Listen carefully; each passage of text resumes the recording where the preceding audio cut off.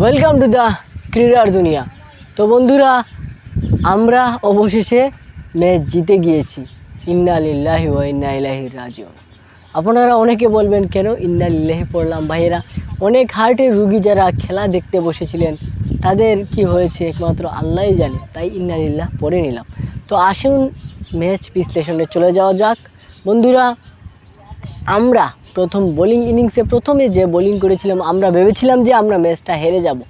পরে আমাদের মুস্তাফিজুর রহমান উইকেট নেয়, রিশাদ হুসাইন প্রায় 3 থেকে 4টা উইকেট নিয়েছেন, যার কারণে আমরা ম্যাচে কামব্যাক করি।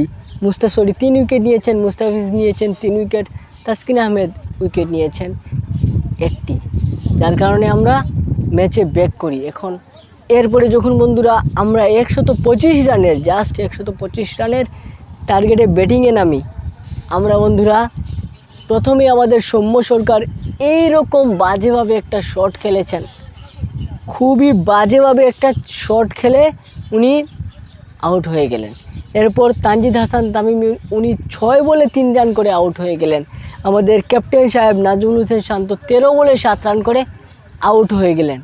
আমরা প্রথমেই একটা চাপে পড়ে গেলাম বন্ধুরা। 1 রানে 1 উইকেট, 6 রানে 2 উইকেট এবং 28 রানে 3 উইকেট হারানোর পর আমরা প্রায় ম্যাচ ভেবেছিলাম হেরে গিয়েছি। আমি তো ভাই বাইরে গিয়ে দোকানে গিয়ে নাস্তা করে তারপরে আসলাম, মানে খেলা দেখার ইচ্ছাটাও চলে গিয়েছিল। যাই হোক, এরপর আমাদের লিটন দাস এবং মিস্টার তৌহিদ হৃদয় একটা পার্টনারশিপ গড়লেন এবং তৌহিদ হৃদয় ধুম খেলালেন ভাই, ধুম দারাক্কা পিটালেন।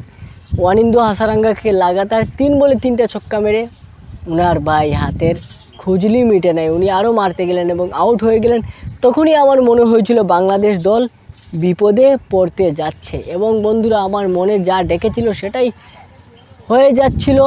আমরা এরপর লাগাতার উইকেট হারালাম।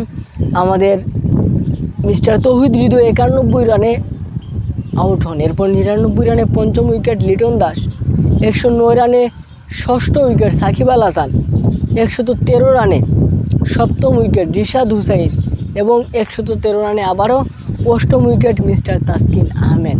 রিশাদ হুসাইন এবং তাসকিন আহমেদের খেলা দেখে ভাই আমি বুঝতে পারি, তাসকিন আহমেদ তাও নিজে বলটা সেভ করতে গিয়ে আউট হয়েছেন, কিন্তু রিশাদ হুসাইন কী করতে গিয়েছিলেন আমি বুঝি নাই ভাই।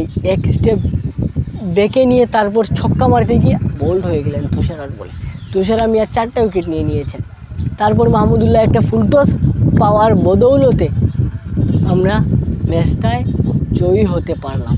এখন আপনাদের কাছে আমার প্রশ্ন বন্ধুরা, আমি যে বলেছিলাম আমরা যদি জাস্ট 1 ম্যাচ জিতে যাই তাহলেই আমাদের কনফার্ম